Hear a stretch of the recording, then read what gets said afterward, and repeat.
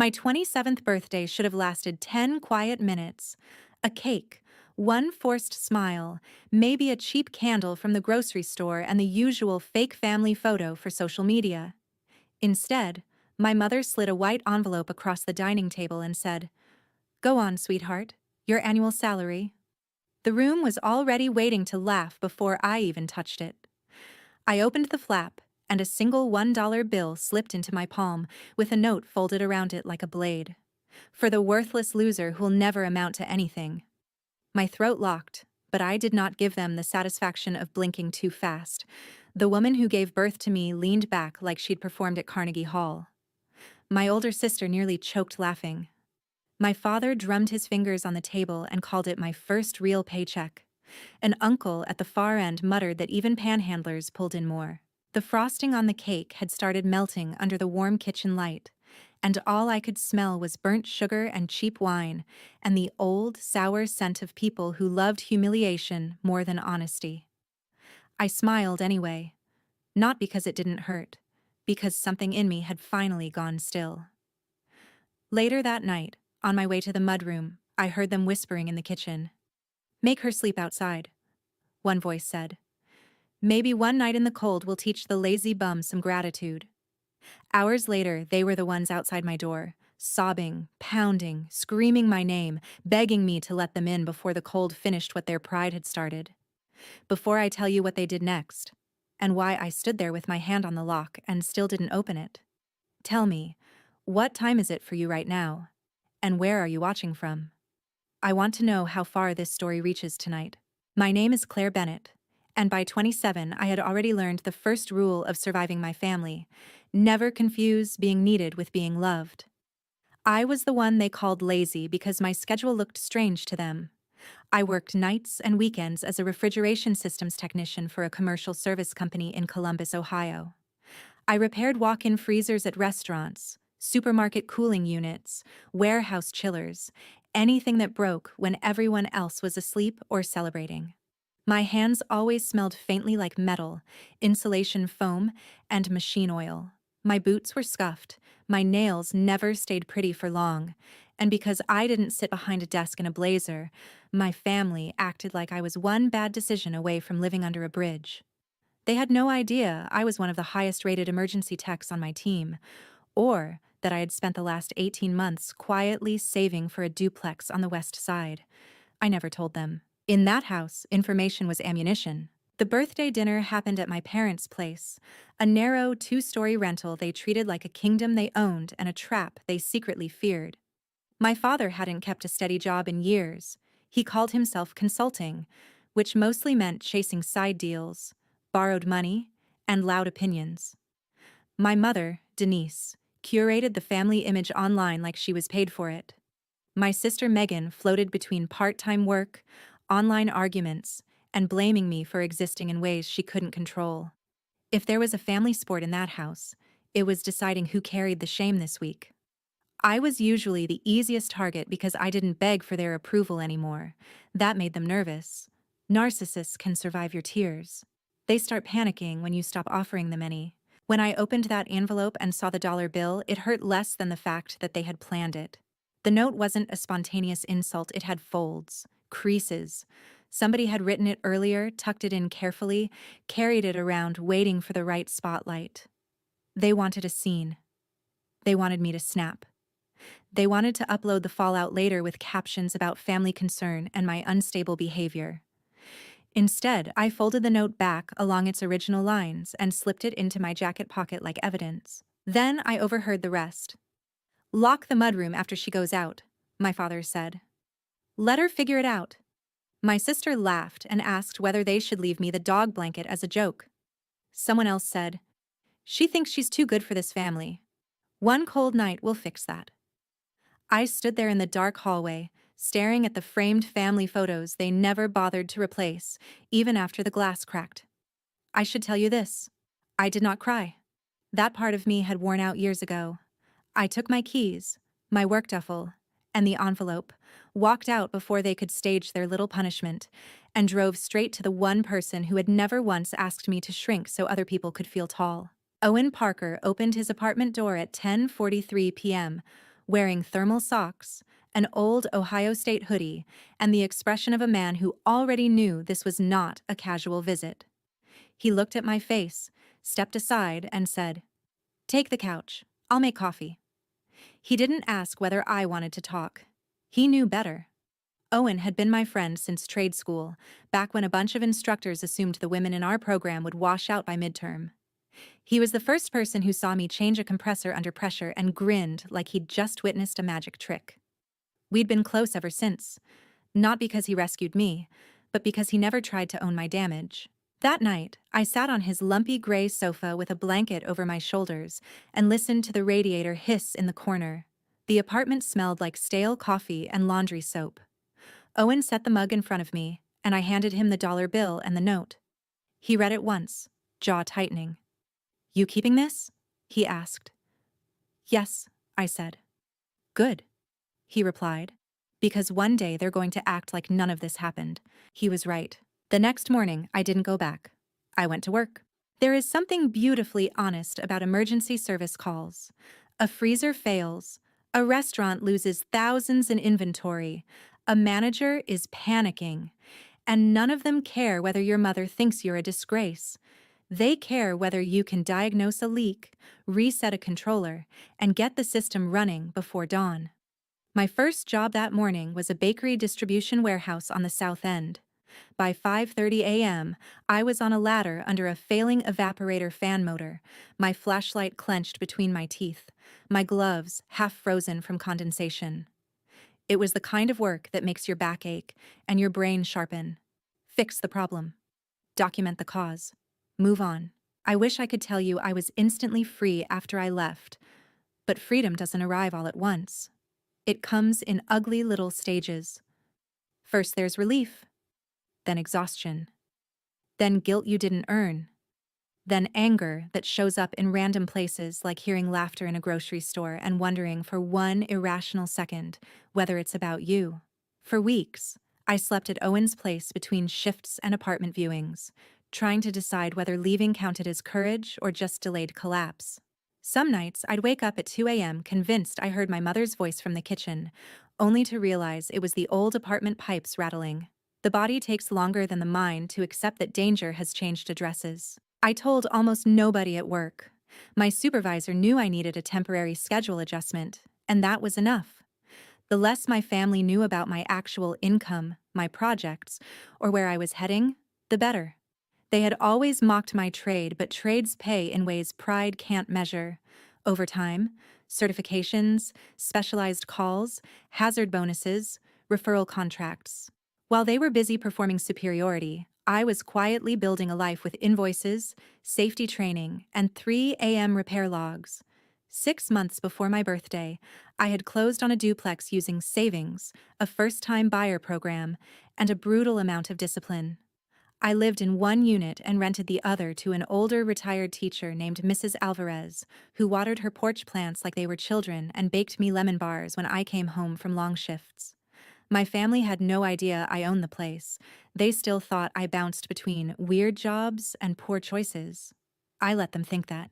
A week after the birthday stunt, Megan found one of my public photos online. Just a shot of my work truck at sunrise with the caption "Early service call," but worth it. And commented, "Look who's pretending to have a career now. Hope the costume comes with rent money." She deleted it an hour later, but not before I screenshotted it. Then my mother posted a quote graphic about ungrateful daughters and sacrifice. My father called once from a blocked number and left a voicemail saying I was embarrassing the family by disappearing over a joke. I saved that too, because by then I had stopped treating their cruelty like weather. Weather passes. This was a pattern, a system. And systems leave records. The real turn came when I learned how bad their situation actually was. My aunt, the only relative who ever still spoke to me like I was a person, called by accident thinking she had reached my mother. In 3 minutes of confused conversation, I learned more than they had admitted in 3 years. Rent was behind. Utility shutoff notices had already come twice. My father had signed onto a private loan with one of his friends, a man named Ray Colton, who was exactly the kind of smiling disaster everybody trusted until he needed collecting. My mother had sold my grandmother's wedding ring months earlier and lied about it. Megan had maxed 2 credit cards under the excuse of building a brand. They weren't just irresponsible, they were collapsing. And still, none of them called to apologize for the dollar bill. None of them called to ask where I was or whether I was safe. Their first real outreach came only after they started needing something. That's when I understood the most important thing in the whole mess. They did not despise me because I was worthless. They despised me because I was becoming the kind of stable they could no longer fake. 3 weeks after my birthday, my mother finally called from her real number. Her voice was sweet in the way cheap syrup is sweet. Thick, performative. "Claire, honey, we've all calmed down. I think we should have dinner. Start over. Start over." As if cruelty had a reset button. As if humiliation became harmless when enough time passed. I said no. She cried immediately, which almost impressed me. "I don't know why you're punishing us. It was a joke. We were trying to lighten the mood. The note had folds," I said. Silence. I could picture her blinking. Then she switched tactics. "Your father's under a lot of stress. Megan too. We're family. Family shouldn't keep score." That line sat in my ear like poison. People who benefit from your silence always call accountability scorekeeping. I told her I was at work and hung up. That should have been the end of it, but a week later, Owen sent me a photo taken outside a grocery store on the east side. My father was standing in the parking lot arguing with Ray Colton beside a dented pickup truck. The caption from Owen read, "You need to know this before it gets uglier." An hour later, my aunt texted again. "They're saying you owe them money now. Be careful." That was the moment something cold and precise settled in me. Not rage, strategy. I didn't want revenge that looked dramatic for 5 minutes and disappeared. I wanted consequences that taught. I wanted a mirror they could not smash by calling me emotional. So I did what I always did when a system broke. I documented. I gathered screenshots, voicemails, dates, comments, old texts asking for small temporary help that somehow never returned. And the newest message from my mother implying that after everything they invested in me, I owed them support. I printed the dollar note. I put it in a folder. Then I scheduled a consultation with an attorney recommended through my company's employee assistance program. Not because I planned to sue them right away, but because I refused to be blindsided if they escalated. The attorney listened without interrupting, tapped the envelope with one manicured finger, and said, "This isn't just about money. This is coercive family behavior.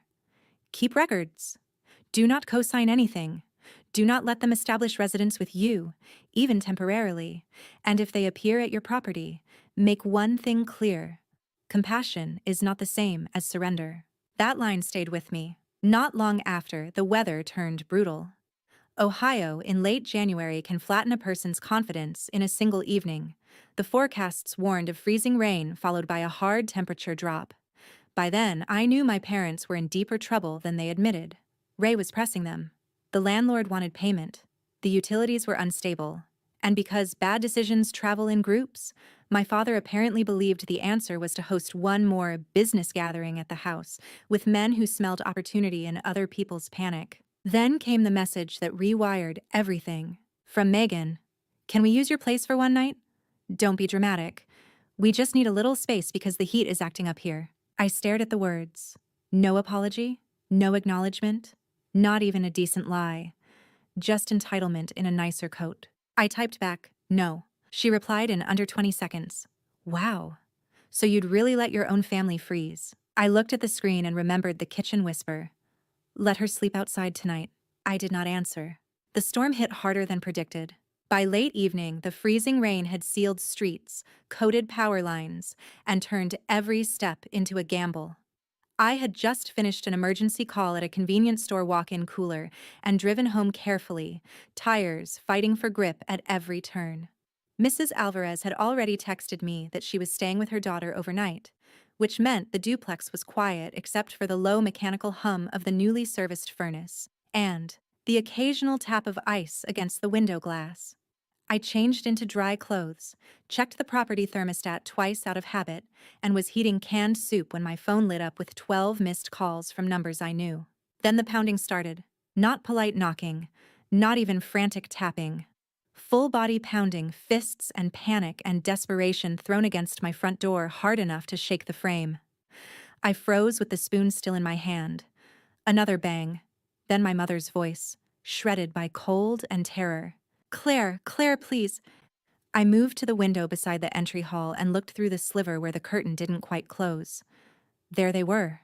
My mother in a soaked wool coat, hair plastered to her face. My father bareheaded, yelling into the wind between coughs. Megan wrapped in a blanket that was already wet through. And behind them, in the dark shape of the driveway, my uncle slumped inside a car that wouldn't start. For one strange second, nobody in my body moved. I wasn't proud of that. It's just the truth. Because I had imagined them needing me before. I had imagined apologies, pleas, tears, all of it. But I had never imagined how small they would look with ice collecting on their sleeves and fear finally louder than ego. "Open the door," my father shouted. "Please, we're freezing." Megan was crying now. Real crying. Not the angry kind. "Claire, please, we didn't mean it, okay? We didn't mean any of it." I unlocked only the inner storm door but kept the deadbolt latched on the main door. Enough to speak. Not enough for anyone to push through. "What happened?" I asked. My mother let out a sound somewhere between a sob and a gasp. "The furnace died. Then the space heaters blew a circuit. Then the landlord came. Ray showed up too." There was shouting. "Somebody called the police. We had to leave." She pressed both hands to the glass. "Please, baby, please. Just tonight." I looked at my father. His eyes slid away first. "Why are you here?" I asked him. He swallowed hard. "Because we need help." "No," I said. "Why are you here?" The wind snapped around the porch. Finally, he muttered, "Because you're the only one who has somewhere warm." There it was. Not love, not remorse, recognition of utility. I reached into the pocket of my cardigan and pulled out the folded birthday note. I kept it there sometimes without thinking. Muscle memory. Evidence memory. I held it up where they could see it through the glass. "Do you remember this?" My mother shut her eyes. "Claire, not now," she whispered. "No," I said quietly. "Exactly now." Megan started shaking her head. "We said we were sorry. You laughed," I said. "You all laughed. Then you planned to lock me out in the cold." My father bristled for half a second. Reflex more than confidence. And then the cold seemed to beat the pride out of him. "We were wrong." That word landed heavier than the pounding had. Wrong. Not joking, not stressed, not misunderstood. Wrong. I should tell you what I felt in that moment so nobody confuses this with fantasy. I did not feel triumph the way revenge stories usually sell it. I felt anger. Yes. Validation. Yes.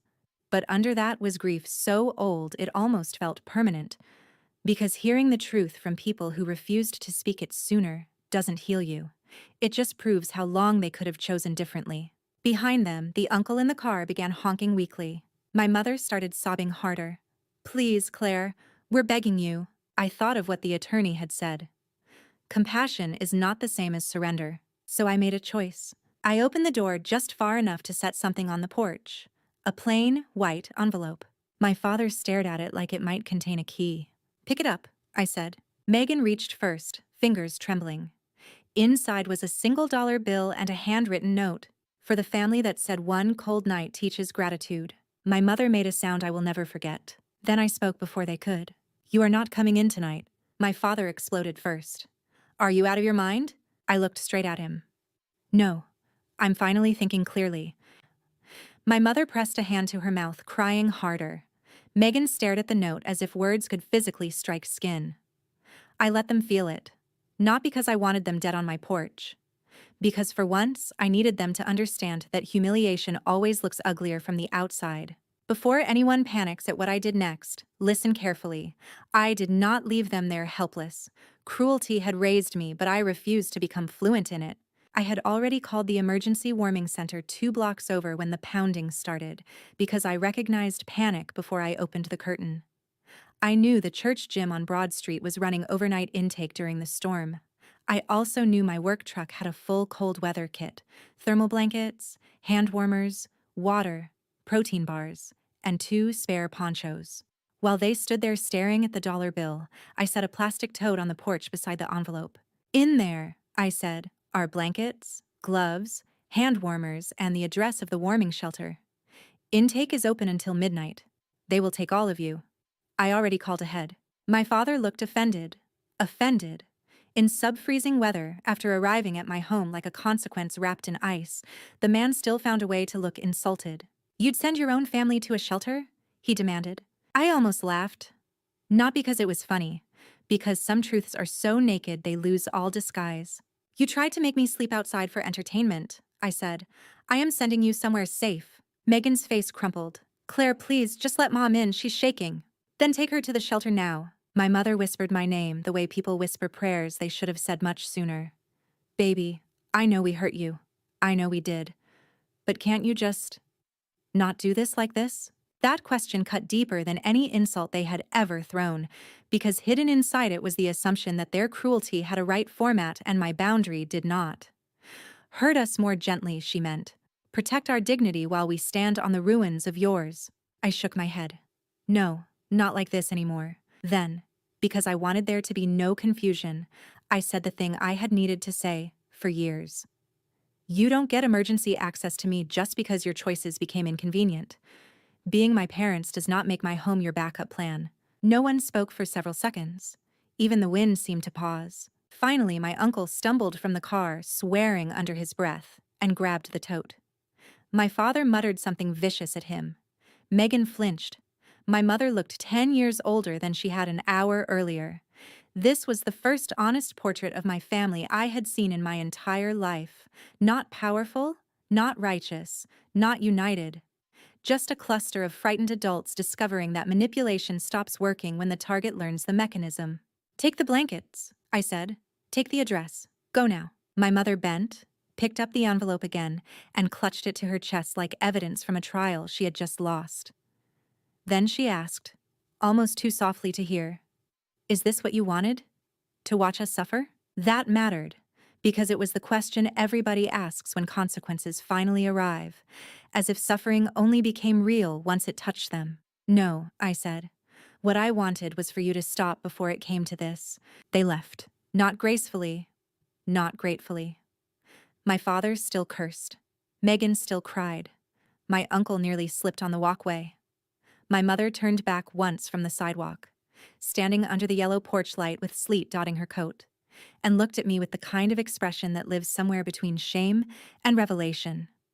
Then they got into two failing cars and crawled away toward the church shelter. I locked the door and leaned my forehead against it so hard the wood hurt. Then I sat on the floor and shook, because boundaries are expensive when you were trained to confuse them with betrayal. Owen arrived 20 minutes later after I texted only 4 words. "They came here tonight." He walked in without fanfare, brought me tea, listened, and said nothing for a long time. Finally, he asked, "Do you think you did the right thing?" I looked at the deadbolt, at the curtain still moving slightly from the draft, at the hallway table where the old birthday note had lived in my pocket like a splinter for weeks. "I think," I said slowly, "I did the thing that didn't destroy me." He nodded like that was answer enough. The next morning, the story reached me in pieces. The landlord had formally removed my parents from the rental after months of arrears, property damage, and one final night of threats and chaos involving Ray Colton, an illegal space heater setup, and neighbors who were done pretending not to hear fights through the wall. The police had not arrested anyone, but they had made it clear that the house was no longer an option. Ray, unsurprisingly, vanished the second legal attention entered the scene. My father had tied the family to men like that because he preferred shortcuts to structure. My mother had enabled it because appearance felt easier than truth. Megan had copied both of them and called it independence. They spent 2 nights in the warming shelter. Then my aunt took my mother in temporarily, but not my father. A cousin agreed to let Megan stay on his couch if she found work within a week. My uncle disappeared into whatever corner of bad luck had produced him. The family that once laughed around a birthday table like they were untouchable had split under the pressure of real life.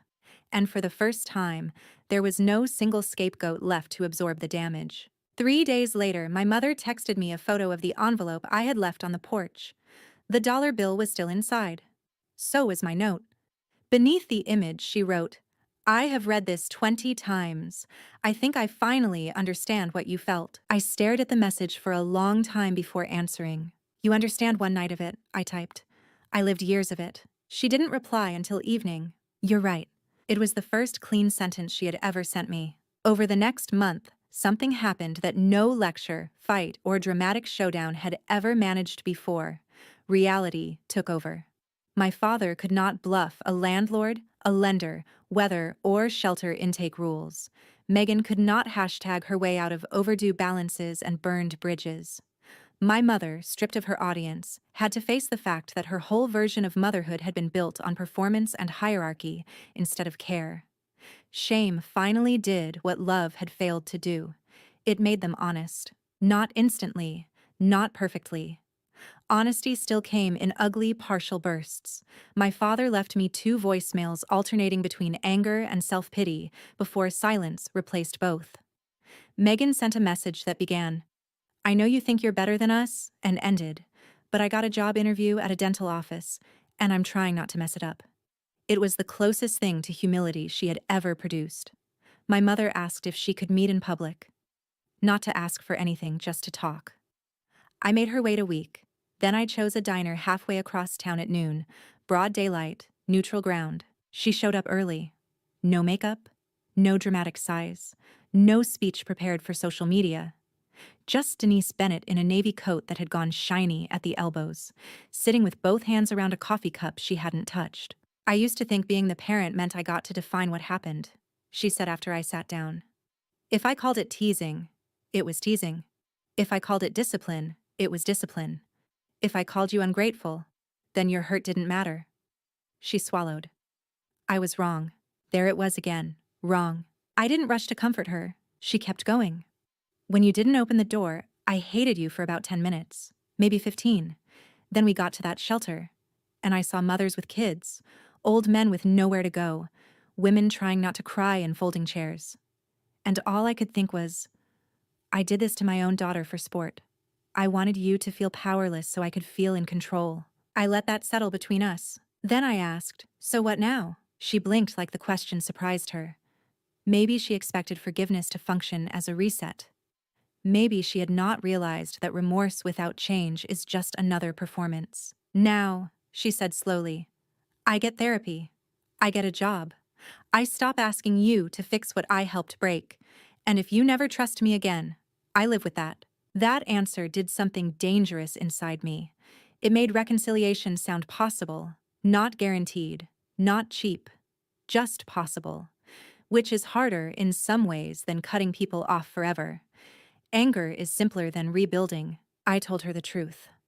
I'm not ready to let you back into my life the way you want. She nodded immediately. I know. You will not get a key to my house. I know. You will not borrow money from me. She looked down. I know. You will not tell people we're close again just because we had one conversation. A sad little smile touched her mouth. I know. For the first time in my life, I believed she might actually hear me. As for my father, change came slower and uglier. He took contract work through a friend of my aunt's and spent several weeks blaming bad luck before finally admitting that every disaster in his life had his fingerprints on it. We are not close. We may never be. Megan rented a room with 2 co-workers after landing that dental office job. A month later, she sent me a photo of her first real paycheck and wrote, I thought about the dollar. I get it now. I didn't answer right away, but I did answer. Growth deserves witness, even when trust has not returned. Spring came. The ice melted. My porch lost the dents from their fists after I sanded and repainted the frame myself on a Sunday afternoon. Mrs. Alvarez brought out lemonade and told me the new color made the whole place look stronger. I laughed at that, because maybe she was right. Maybe houses absorb what we survive. A few weeks later, I found the original birthday note in a jacket pocket while switching clothes for warm weather. The paper was softened at the folds, the ink slightly blurred from the night my hand had sweated around it. For a long time, I just looked at it. Then I took it outside to the metal fire bowl in the backyard, set a match to one corner, and watched the words curl inward until they were nothing but black flakes lifting into the evening air. That was the part no one sees in revenge stories. The real victory isn't when they beg. It isn't when they finally say you were right. It isn't even when consequences land exactly where they should. The real victory is quieter. It's the day you realize their version of you no longer has legal access to your mind. It's the day their cruelty stops narrating your life. So yes, on my birthday, my parents gave me $1 and a note calling me worthless. And yes, hours later, they were outside my door begging in the cold, pounding and screaming and learning that the daughter they dismissed had become the only stable person left in their orbit. But the most important part isn't that I made them hurt. It's that I refused to let their hurt turn me into them. I did not open my door to surrender. I did not leave them outside to die. I sent them somewhere safe and let reality do the teaching they had postponed for years. Money can't buy love. Family titles can't excuse cruelty. And sometimes the most educational, most painful, most necessary lesson is this. If you spend years treating someone like they are disposable, one day you may find yourself standing in the cold, begging the very person you taught to live without you. Tell me honestly, if you had been standing where I stood that night, with your hand on the lock and their voices breaking outside, would you have opened the door? Or let them finally learn how to save themselves? In my opinion, the most powerful part of this story is not when Claire's family suffers, but when she refuses to become cruel like them. She protects herself, sets a boundary, and still chooses a safer path instead of pure revenge. That makes the ending feel more meaningful and emotionally real. It shows that growth is not about humiliating people back, but about refusing to let pain define your character. If you were in Claire's position, would you have opened the door that night, or would you have made the same choice she did?